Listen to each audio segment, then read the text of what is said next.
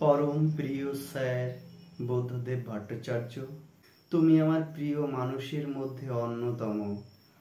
যেদিন 2009 সালের আইলা সাইক্লোনের পর ট্যাংরা কলোনি হাই স্কুল মাঠে এসেছিলে, সেদিন দূর থেকে শুধু দেখতে পারছিলাম তোমার মাথার উপর আগলে থাকা টুপির মতো সাদা মাথার চুল। সে যেন হাজার মানুষের ভিড়ের মাঝে ভেসে থাকা এক টুকরো মেঘের মতো।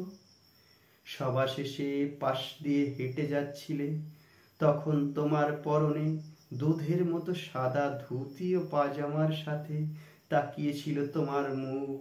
সেদিন তোমার মুখখানি দেখে মনে হচ্ছিল সে যেন এক জ্বলন্ত প্রদীপ শিখা, যে প্রদীপ শিখার আলো সেদিন সারা বাংলার মানুষকে আলোকিত করে রেখেছিল। তোমার ওই সাদা ধুতি ও পাজামাতে আজও কেউ একটা দাগ কাটতে পারেনি। যেমন দুধের মতো সাদা ছিল তেমন সাদাই আছে।